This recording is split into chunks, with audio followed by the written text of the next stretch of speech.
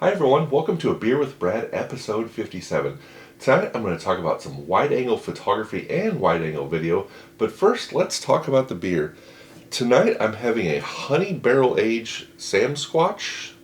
I think that may be how you pronounce it. It has a Sasquatch looking guy on the front, but this is an American barley wine from Jukes Brewing, or Jukes Ale Works out in Elkhorn, Nebraska. An American barley wine aged 17 months in honey whiskey barrels from their friends at Fathead Honey Farms. So, a honey whiskey barrel, I would assume, without doing any research on this, is a whiskey barrel that was used for aging whiskey, was then sent to the honey farm where they aged honey in it, and then they have sent it on to Jukes where they have aged a beer in it. So kind of an interesting mix. This is a barley wine. When it comes to dark, heavy barrel-aged beers, I'd rather have an imperial stout over a barley wine, but there are a lot of really good barley wines, especially when they're, the bourbon barrel-aged barley wines and stuff. Some great beers out there that are aged like that. So, but this is a honey whiskey barrel-aged barley wine.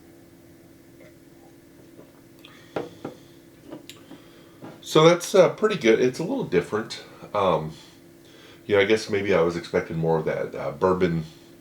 I don't know why I would, because it's barrel aged, but a little more of the bourbon. But the whiskey has a little more of a bite to it. But it's a nice flavorful beer. You can taste the barley wine for sure, and then the whiskey honey flavor. The honey's not very strong, I don't think. Kind of comes on the aftertaste there. No, it's pretty good, and this is one of these these dark beers that will change as they warm up. As they get warmer, some of the flavors become a little more mellow in them. And I find a lot of times when there's a beer that on first taste I don't like it, as it warms up I usually generally like it more. So this is good, and I think it might be one of those. It's a nice beer. So tonight I'm going to talk about wide-angle photography and wide-angle video. I think I mentioned on an earlier Beer with Brad that I bought this at the end of 2024, this Canon 10-20 super wide-angle lens, but it's not a fisheye. It has a nice, you can get some nice straight lines off it. I mentioned before that I really like the fisheye look, like in baseball stadiums and things that are round and have that round nature, and the fisheye kind of amplifies that. But for a lot of architectural stuff, I'd rather have straight lines in there. So when Canon came out with this 10-20, it really interested me right off the bat, so I picked that up. We'll go over these photos I've been taking with this first, and then we will get to the wide-angle video with this camera next. Sorry, my chair's getting squeaky as it gets old here. Probably like all the rest of us, right? The first picture here is looking straight up at the new Mutual of Omaha Tower, and then also looking up at the Duo, which is formerly Central Park Plaza, been renovated into the Duo apartments. Something about all the geometry of the straight lines looking straight up on this is really cool, because you're looking at the building in front of you and the building behind you all at the same time, and I'm basically looking straight up. So I just thought this was interesting. Now I have my back to the Duo and I'm facing the Mutual of Omaha Tower, and I'm real OCD, so I've done a lot of work in Photoshop, just rotating this ever so slightly, making sure all the lines were straight and parallel. A lot of that starts in the field, taking the picture straight and then just tweaking it, minor little changes with the rotation to get all the lines straight and parallel in there. Really just enjoy this one. So, interestingly enough, about a month later, the Omaha World Herald had this exact same picture in the paper, and the only thing I noticed that was different was the Duo wasn't upside down. And I sat there and I stared at that picture for the longest time, figuring out why is their Duo not upside down, but mine is. Instead of having their back at the Duo looking towards Mutual, they actually turned the other direction with the same type of lens setup. So they're facing the Duo with their back, and it just threw me for a loop. So kind of cool to see, something I would never think about, flipping around the other direction and photograph the Duo. That said, my point of going down there that day was to photograph the Mutual of Omaha Tower. Second picture is just a really wide angle night shot, just kind of playing around with this lens out there at a construction site. Really cool how you get, you get over a full city block in there in a pretty tight space. A lot of times when you're in downtown areas, you can't back up enough because there's other buildings in your way. But this here, I was across the street on a parking garage looking south, was able to get almost the whole building on the left, and then the historic Brandeis building on the right, and Mutual of Omaha, or the Woodman Life Tower, and then the Tower Crane. So just a fun picture out playing around at a construction site at night. Same night, other end of the parking garage. This is a vertical picture. So a lot of times I like to shoot really horizontal pictures, and I find it funny that the first three that I show you are vertical, because I don't shoot a ton of vertical pictures. But here's one. This is actually probably a 12 or 14 image stack. The crane was moving, but not that fast, and I was running some longer shutter speed, or slower shutter speeds, because of all the light down there. And so we got some cars on the street, and then the crane on the top, and it's kind of a cool picture. Very wide angle. Again, you're getting a full city block in the middle between the two buildings, and then that tower's at this time was probably getting close to 40 stories tall. So I was able to get the whole tower in there from again a pretty close range. Fast forward to this fall, UNO hockey, or Omaha hockey. You're supposed to call it Omaha hockey now, but everyone still calls it UNO. Just a nice wide angle lens. The cool thing about this, this is something I used to shoot as a panoramic, where I would shoot 10, 12 pictures, and now I'm able to get it into one image. Panoramics are still a great way to shoot pictures, but sometimes when there's things moving, this one obviously not, but if there was like the game going on, to get all the hockey players in a single shot, it's kind of nice to have this real wide angle lens option. As you can see from all these pictures so far, all the lines are really straight. This picture here I wouldn't mind with a fisheye. It would kind of round the stadium, but it also looks great straight. Here's another wide angle from a different hockey game this fall. I'm really close up to the players, and I have the camera up above my head, trying to get all the players doing their stick salute at the end of the game.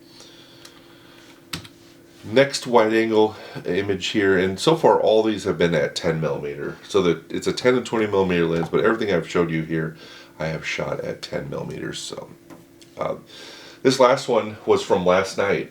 So this Beer with Brad should have been a week ago, and then there was some footage I wanted last week to put into this video, so I pushed it back a week. I was going to record it last night on Tuesday night, because I like to have them out on Thursday night. Well, here it is Wednesday night. I'm recording it because last night we had an amazing, the best Northern Light show I've ever seen. And show's not the right word, but it pretty much was a show. So very cool. The Northern Lights, even in town, we live in the middle of the city.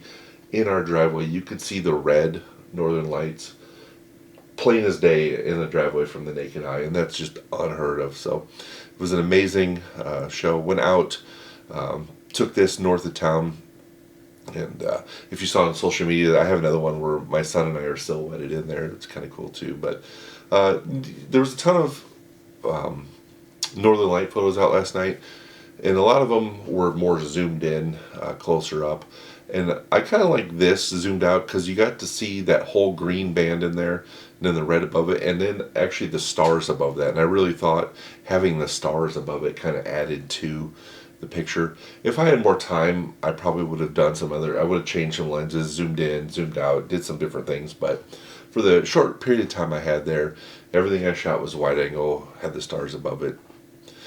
There is Northern Lights again tonight. Everyone was saying tonight can be better than last night, and I kind of had my doubts, but I was hopeful. And then so far everything I've seen tonight has been they are out there. You can see them very well with the camera. Some people say you can barely make them out with the naked eye, but I got some good stuff last night, and if they were really good tonight, I would have pushed this video back again. But since everything I've seen is, and that's sitting here telling you this on camera sounds totally dumb because you don't get northern lights that awesome. You don't get really good northern lights hardly ever. But from the pictures I've seen, if I would have got this last night, I totally would have been out there tonight. And now I'm thinking back, it's like, wow, I'm kind of wasting an opportunity. But hopefully we have a few more. Northern lights run in a 11-year cycle. We're just kind of at the end of the 11-year peak, so 11 years from now we'll be in another peak, but that's a long time when you really think about it. It'll be over a decade. So, but really just happy with the way this turned out. So those were all with the Canon. Like I said, Canon 10 to 20 at 10 millimeters. So the other camera I've been having fun playing with is this GoPro 360 camera. The GoPro is a GoPro 360 Max, and it has a 180 degree view lens on either side. And so what's going on here is this camera is capturing everything in a full 360 degrees the whole time you're recording. So anything that it can see in any direction, it's recording, and then you decide what you want to put in your video afterwards. So it's really cool. I have a suction cup mount for this. I put it on my car. This has the selfie stick, so I can. I had it in the helicopter the other day. We'll see that video in a minute. I actually stuck it outside the helicopter while we were flying, which is super cool. So the fun thing with this is it makes views that aren't really. I mean, it takes all this video and it's stitching it together to create views that aren't really, like, the camera's not really where you think it is. So on this first video,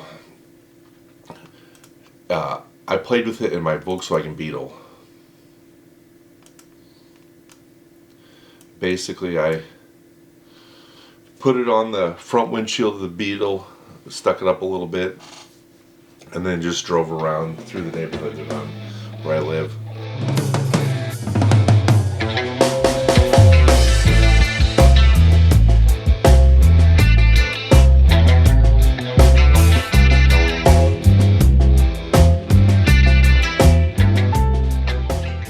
So as you can see there, it kind of turns with the car. Now I'm zooming out, and you can zoom out and kind of get like more of that whole like miniature world look. The only problem with this is when you have a lens, and the same problem with this, the smallest little spot on this lens is the biggest spot you've ever seen on this. And so when I was recording this night, somehow I got a fingerprint on the back lens, so the lens is facing the back of the car. So in this first video here, you're basically only seeing what it looks forward, but you can see around the back is kind of hazy from the fingerprint on that lens. So now I'm really zoomed out. It looks like we're floating above the car. The camera's actually right there.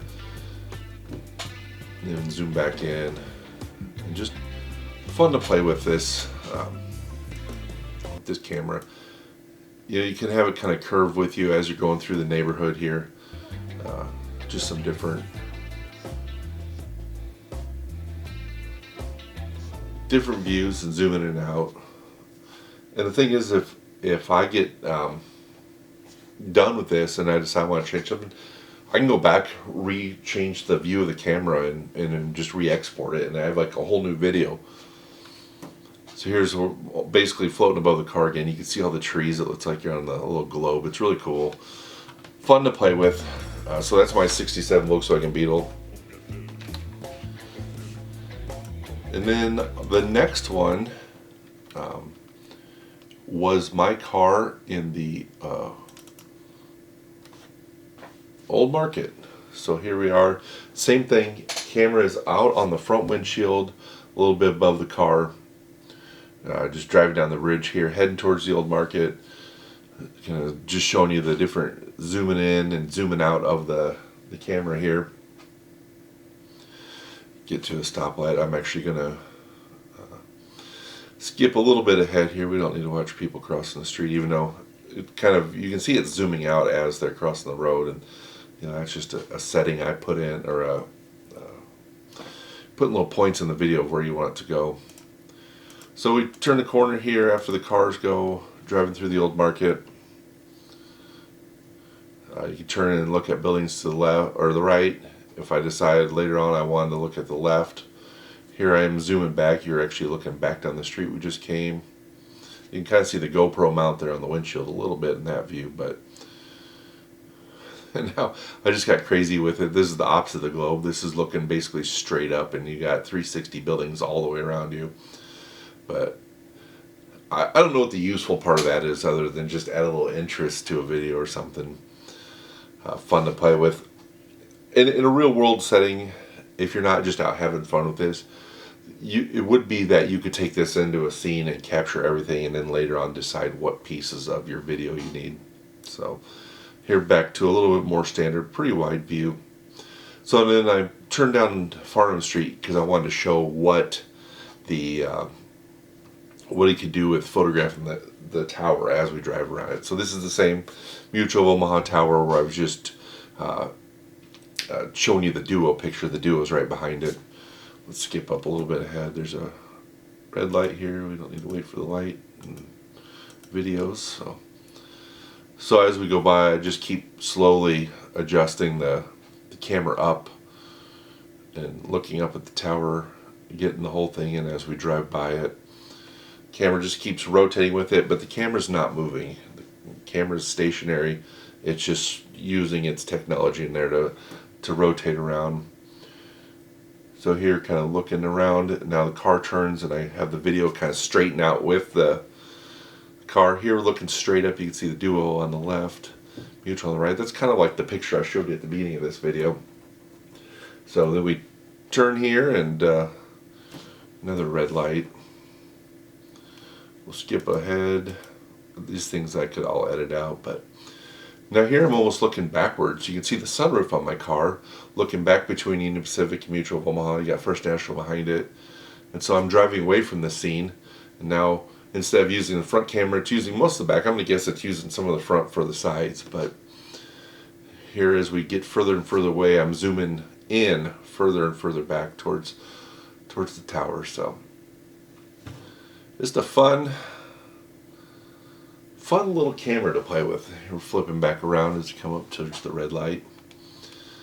So let's get to the reason I bought this camera. I bought this camera because I wanted to use it in a helicopter.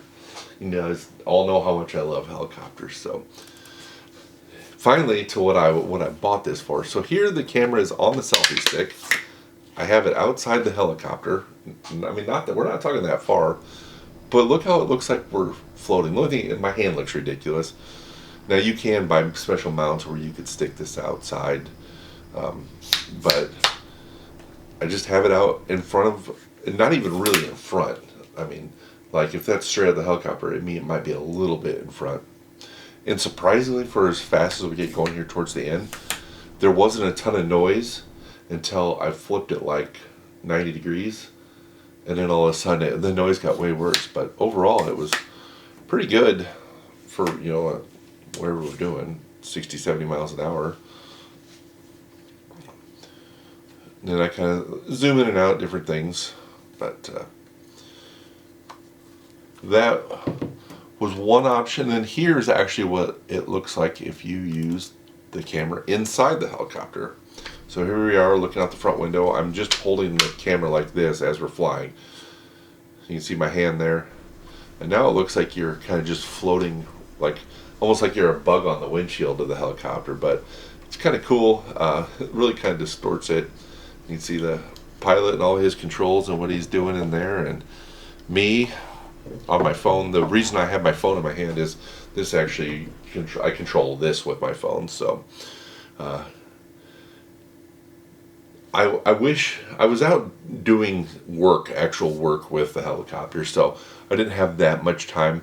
Where we took off in the farm ground here, basically flying towards Omaha here, and that's where I was playing with it a little bit. But I definitely have some plans to do this spring some of my own helicopter work, and definitely plan on using that 360 camera a lot more on my own, and hopefully make a whole video of the helicopter with the 360 camera. So well, I appreciate everyone tuning in. Hopefully you're all having a great fall. I can't believe it's November already, but this year has absolutely cruised by. We got one more episode here in December, and then we'll be already looking forward to 2026. But thanks everyone for joining me tonight. Hope you're having a nice beer to drink while you're watching these videos, and we'll see you again next time.